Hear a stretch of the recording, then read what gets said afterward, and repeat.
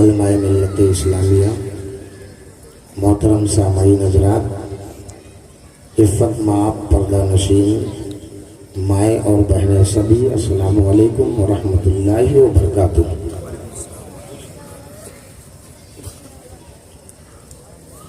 الحمد للہ الذی کفا وسلام علی عبادہ الذین اصطفی، اما بعد فاعوذ باللہ من الشیطان الرجیم، بسم اللہ الرحمن الرحیم۔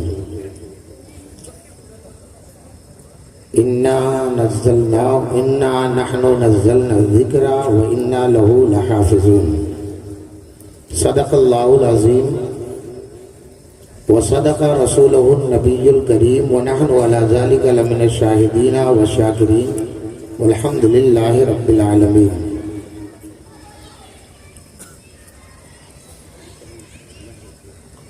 اے قول محمد، قول خدا، فرمان نہ بدلا جائے گا۔ اے قول محمد، قول خدا، فرمان نہ بدلا جائے گا۔ بدلے گا زمانہ لاکھ مگر قرآن نہ بدلا جائے گا۔ بہت اچھے، ماشاءاللہ، سبحان اللہ۔ اور درس قرآن کو اگر ہم نے نہ بھلایا ہوتا، جی، درس قرآن کو اگر ہم نے نہ بھلایا ہوتا، یہ زمانہ نہ زمانے نے دکھایا ہوتا۔ اور وہ زمانے میں معزز تھے مسلمان ہو کر، اللہ اللہ اللہ، وہ زمانے میں معزز تھے مسلمان ہو کر، ہم خار ہوئے تارک قرآن ہو کر۔ عزیزان ملت اسلامیہ، میں آپ کے دیار محبت میں لائق سبزی وقار حضرت علامہ مفتی ڈاکٹر محمد احمد صاحب قبلہ، ان کی ملاقات ایک پل کے لیے میں یہاں جب میدان میں آیا، اور میرے آنے کی وجہ اور سبب کیا بنا، ہمارے عزیزم بھانجے محمد ابراہیم صاحب ابن اعجاز احمد، ان کے سامنے سے جب یہ خوشخبری اس ناچیز کو ملی بھیونڈی میں، کیا بات ہے، میں شانتی نگر سنی طیبہ جامع مسجد میں جی جی، خدمت میں مصروف، وہاں پر اللہ تعالیٰ قبول فرمائے، ماشاءاللہ، مبارک ہو۔ لیکن جب یہ شہزادے کی خبر یہ ملی کہ حافظ قرآن بن گئے، خدا کی قسم جو خوشی حاصل ہوئی، بہت ساری مصروفیات سامنے تھے لیکن سب کو پیچھے چھوڑا، واہ واہ واہ واہ، اور دل میں ایک امنگ اور ایک جذبہ ایسا لے کے نکلا کہ آج شادی کا مسئلہ نہیں، کسی اور کام کی بات نہیں ہے، خوشی اس بات کی ہے کہ شہزادے نے آج اپنے ماں باپ کی شفاعت کی ڈور اپنے ہاتھ میں سنبھال لیا ہے، کیا بات ہے، اور صرف اپنی ہی نہیں بلکہ اس کے جتنے بھی ساتھی وفادار ہیں ان سب صاحب ایمان کے لیے انشاءاللہ تبارک و تعالی جس چیز کو اس نے اپنے دل میں بسایا ہے،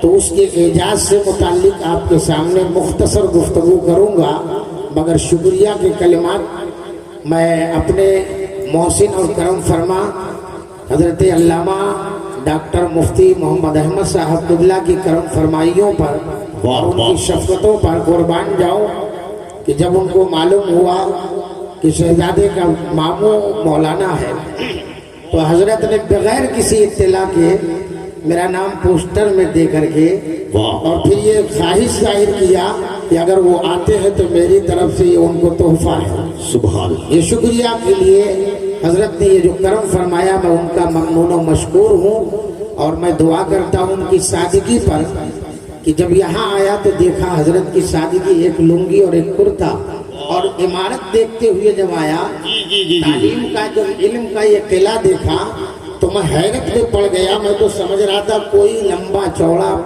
موٹا تازہ ایک زبردست کوئی ایسے لہیم و شہیم ہوں گے، مگر جب حضرت کی سادگی کو دیکھا تو میں اپنے ساتھ کے لوگوں سے بول رہا ہوں ڈاکٹر صاحب ہیں کون، مفتی صاحب کون ہے تو بتائیں وہ۔ یہ سادگی میں نے اور اخلاق کریمانہ آپ کا اللہ تعالیٰ اپنے حبیب کے صدقے میں حضرت کے لیے اور کچھ نہیں، اتنا صرف ان کی بارگاہ میں اپنے رب سے دعا کرتے ہوئے عریضہ پیش کروں گا کہ میرے مولا ایسے محسن اور کرم فرماؤ کہ عمروں میں برکتیں عطا فرما، آمین، صحت و عافیت کی سلامتی عطا فرما، آمین، تاکہ دین و ایمان کی حفاظت کے جو کام انجام دے رہے ہیں مصطفیٰ پیارے کے دین کو عام کرنے کا انوکھا انداز، یہ بھی ایک انوکھا انداز دیکھنے کو ملا ہے کہ ایک عالم دین عصری تعلیم کو اس انداز سے ترتیب دیا ہے، دین کے ساتھ جوڑ کر کے،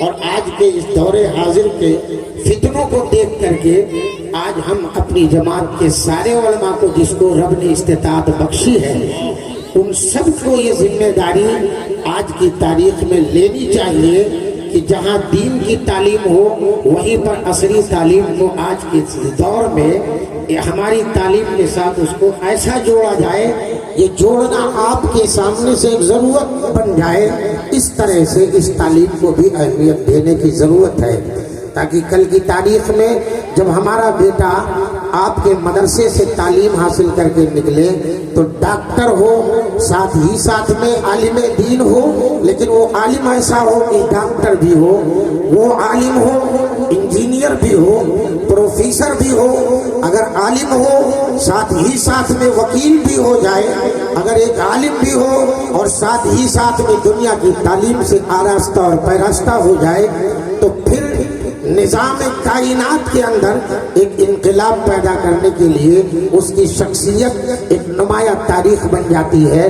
وہ بھی تاریخ آپ کے سامنے سے میں پیش کرنے کی سعادت حاصل کروں تو میں اس تاریخ کو یاد کرتا ہوں جس تاریخ میں 20 سال پہلے امریکہ کی سرزمین پر سید عبد الرحمن صاحب جو قرآن کا علم رکھتے تھے، اللہ کے مقدس کلام سے رشتہ رکھنے والا، علم قرآن کو سیکھنے والا، اپنے وقت کا ڈاکٹر ہے، ایک ہاسپٹل میں اچانک امریکہ کے ہاسپٹل میں جس کو اپنی ٹیکنالوجی پر اور اپنی ترقی پر اتنا ناز تھا کہ آج اپنے اس ترقی اور ٹیکنالوجی کے ناز کو آج پوری دنیا کو منوانے پر لوگوں کو مجبور کر رہا ہے۔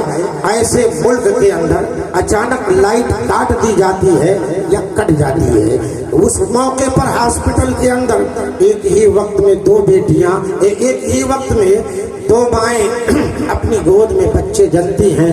جب ان کی پیدائش ہو جاتی ہے تو اب ایک کی گود میں بیٹا ہے اور دوسری کی گود میں بیٹی ہے، لیکن رات کے اندھیرے میں بیٹے اور بیٹیوں میں کچھ تبدیلیاں آ جاتی ہے، ادھر کا بیٹا ادھر ہو جاتا ہے، ادھر کا بیٹا ادھر آتا ہے، یا یوں ہی ادھر ادھر کر دیا جاتا ہے۔ مختصر عرض کرنا چاہوں گا کہ ایک ماں کہہ رہی ہے بیٹا ہمارا ہے، دوسری ماں کہہ رہی ہے بیٹا ہمارا ہے۔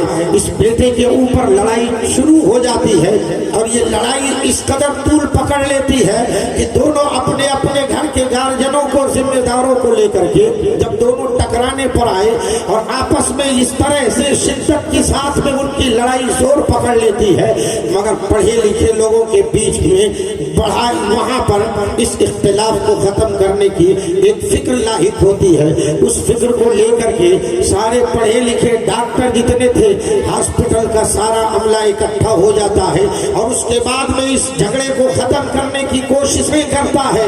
تو اس کوشش میں پہنچتے ہیں اس منزل پر کہ وہیں پر ایک سید عبد الرحمن ہے جو آل رسول بھی ہیں اور ساتھ ہی ساتھ میں ڈاکٹر بھی ہیں اور مصطفیٰ جان رحمت صلی اللہ علیہ وسلم کی اس دیوانے کے پاس میں قرآن کا بھی علم ہے۔ اس شخص نے فیصلہ لیا کہ اب قرآن پاک کے مزاج کو اچھی طرح سے سمجھنے والے سید عبد الرحمن نے پہلے سے بھی اس بات کا اظہار کر دیا تھا کہ میرا مقدس کلام قرآن مبین تو ایسی کتاب ہے کہ تبیان لکل شے، دنیا کی تمام ساری چھوٹی بڑی چیزوں کا اگر ذکر تلاش کرنا ہے، ہر ایک کا سوال اگر کوئی لے کر آئے تو ہر ایک کا جواب قرآن عظیم کے اندر، اللہ کے مقدس کلام کے اندر موجود ہے۔ اس بات کا اظہار کرنے والا اور اس پر گرو کرنے والا ایک مسلمان ڈاکٹر ہے وہ تمام سارے یہودی ڈاکٹروں کے سامنے سے اپنے چیلنج پر پہاڑ کی طرح ڈٹا رہتا تھا.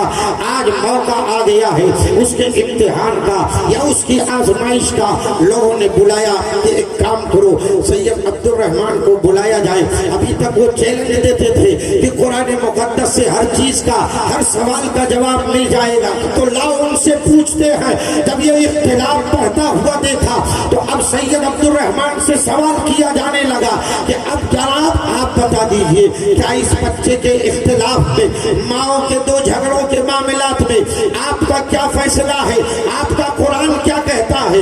بیٹا اس ماں کو دے دیا جائے یا بیٹا اس ماں کو دیا جائے؟ بیٹا کس کا ہے؟ دعویٰ دونوں نے کر دیا ہے, لیکن اب اس بات کے معاملے کو حل کرنے کے لیے آپ قرآن عظیم سے اس کا جواب دے دو.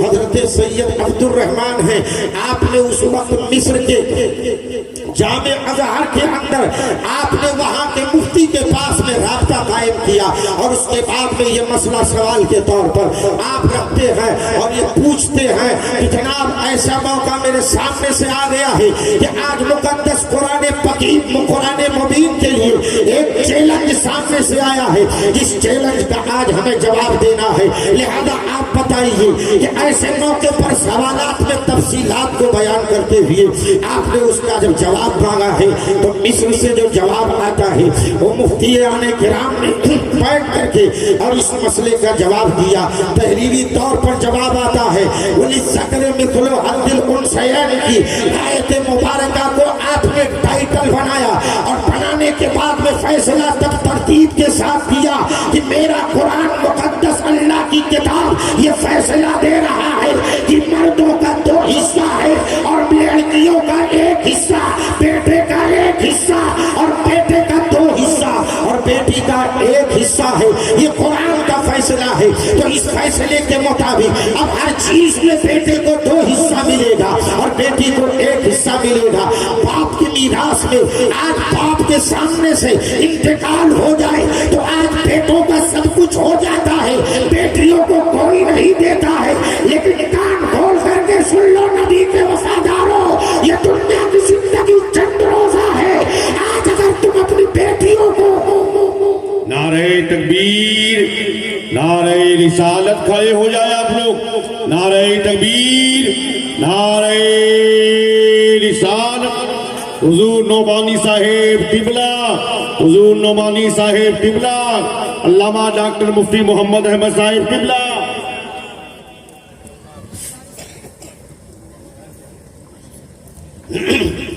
آپ حضرات تشریف رکھیں. عزیزان ملت اسلامیہ, اس آیت مبارکہ کی روشنی میں اب وہاں کے مفتیان کرام کی تحریر پڑھ کے سنائی جاتی ہے اور اس کے بعد یہ فیصلہ سنایا جاتا ہے کہ جب ہر چیز میں بیٹے کا 2 حصہ ہے تو وہ خالق کائنات ہے, اس نے نظام بنایا ہے, اس نے 2 کا حکم دیا ہے.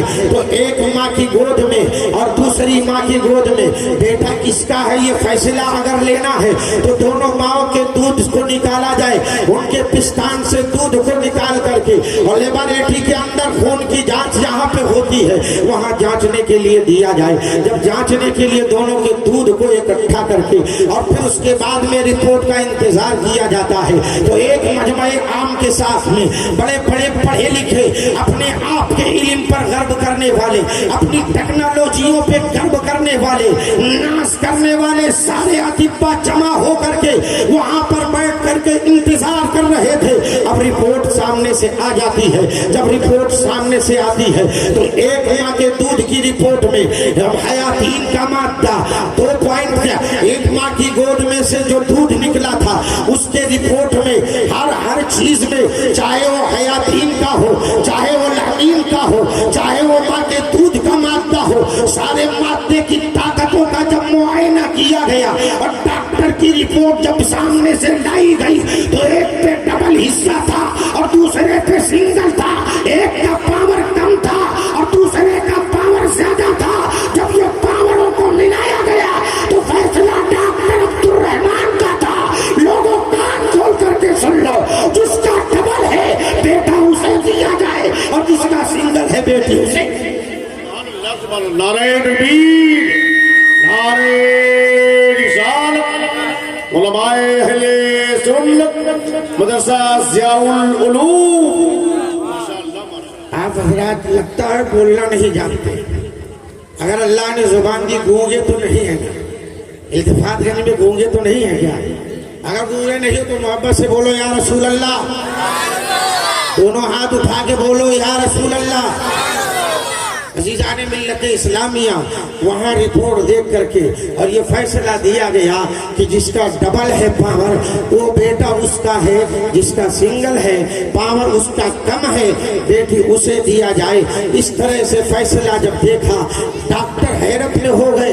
جتنے بھی وہاں سائنس اور ٹیکنالوجی پر گرو کرنے والے تھے وہ سارے کے سارے گھٹنے ٹیک دیتے ہیں اور عبد الرحمن کی طرف پڑھ کر کے آواز دیتے ہیں کہ اے سید عبد الرحمن, اب ہمارے دل کے اندھیروں میں روشنی کا انتظام کر دو. آپ پڑھ لو اشہد ان لا الہ الا اللہ واشہد ان محمد عبدہ ورسولہ. تاریخ اٹھا کے پڑھ لو.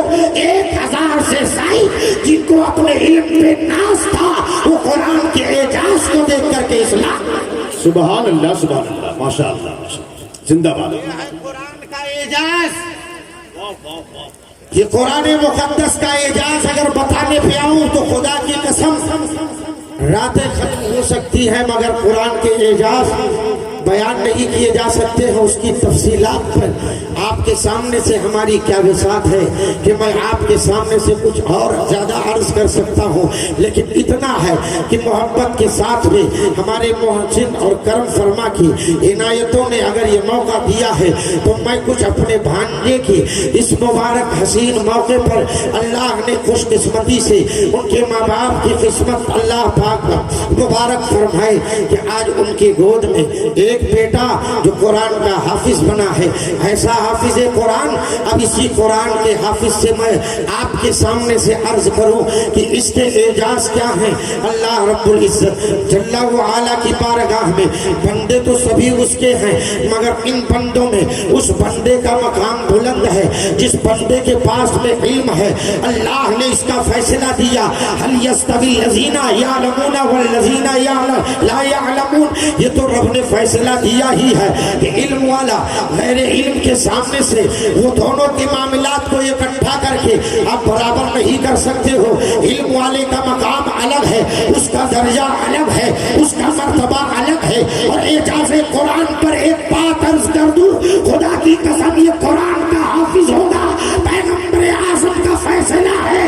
اللہ کی رحمت کا فیصلہ بروز حشر تو یوں ہوگا, اے میرے کلام کو اپنے سینوں میں بسانے والے, میرے کلام سے پیار کرنے والے, آپ وہ تلاوتیں جو مسجدوں کے اندر مدرسوں کے اندر بیٹھ کے کرتا تھا میرے کلام کو رکھتا تھا, اب وہی کلام پڑھتا جا اور سب لوگوں کی مغفرت کراتا جا. اللہ کا وہ بندہ ہوگا قرآن پاک کی تلاوت کرتا جائے گا اور مصطفیٰ پیارے کے غلاموں نے جس کے لیے اللہ کی طرف سے اس کے ہاتھوں سے شفاعت مقدر ہوگی وہ بندہ ان کو پکڑ پکڑ کر کے ان کی مغفرت کراتا جائے گا. یہ قرآن کا اعجاز, واہ واہ واہ, پاک کرسی سبحان اللہ سبحان اللہ. بسانے والے کا یہ مقام ہوگا.